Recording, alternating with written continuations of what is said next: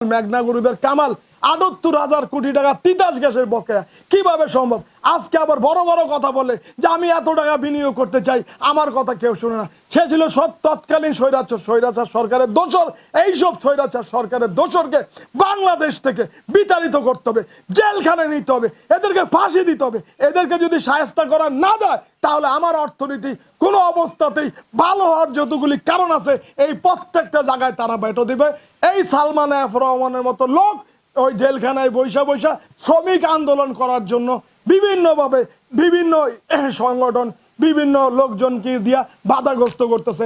আজকে এদের যত দ্রুত সম্ভব ট্রাইব্যুনালে বিচার করে এদের বিচার সম্পন্ন করার জন্য আপনাদের মাধ্যমে, আপনাদের ক্যামেরার মাধ্যমে, আপনাদের স্যাটেলাইট ক্যামেরার মাধ্যমে, স্যাটেলাইট সংস্থার মাধ্যমে বলবো এদের বিচার দ্রুত, এদের বিচার ব্যবস্থা যারা আমাদের জাতিকে বাধাগ্রস্ত করে এদেরকে নিশ্চিহ্ন করে দিতে হবে শেখ হাসিনার স্বৈরাচারের মতো। আমরা আর কোনো স্বৈরাচার দেখতে চাই না, আমরা আর কোনো শেখ হাসিনা দেখতে চাই না। আমরা এই জাতিকে, আমাদের এই শ্রমিক ২ কোটি শ্রমিককে নিয়ে ইনশাল্লাহ ১৮ কোটি জনগণকে নিয়ে একটা ভালো দেশ হিসাবে, উন্নত দেশ হিসাবে আমরা ৩ বেলা থাকা খাওয়ার ব্যবস্থা যেন আমাদের সবার জন্য সবাই করতে পারি। এই বলে আজকে আমি বলবো আপনারা আমার এই বিষয়টা ছোট করে হোক আর বড় করে হোক, এইটা স্যাটেলাইট টেলিভিশনের মাধ্যমে আপনারা বলেন এই জাতি, এই দেশ আগায় যাইতেছে।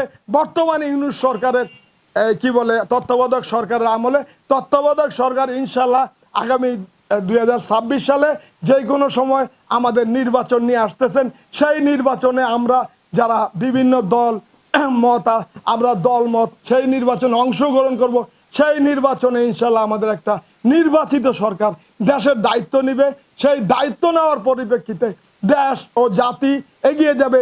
সবশেষে বলবো আমরা যেহেতু বাংলাদেশে একটা দলের শহীদ প্রেসিডেন্ট জিয়াউর রহমান সাহেবের আদর্শে বিশ্বাসী, সেই শহীদ প্রেসিডেন্ট জিয়াউর রহমান সাহেবের আদর্শকে আমরা ধারণ করে, আমরা বহন করে, আমরা শহীদ প্রেসিডেন্ট জিয়াউর রহমান সাহেবের অন্যতম সুযোগ্য সন্তান তারেক সাহেবের নেতৃত্বে এই দেশটাকে পৃথিবীর বুকে অন্যতম ধনী দেশের একটা দেশ হিসাবে খুব অচিরেই দেখতে চাই। সেই দিনটা খুব বেশি দূরে না, আপনারা অপেক্ষা করেন, আমরা সেই দিনের অপেক্ষায় থাকলাম। সবাই ভালো থাকবেন। দেশটা আমার, দেশটা আপনার, দেশটা ১৮ কোটি জনগণের।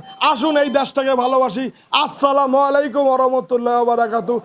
বাংলাদেশ জিন্দাবাদ।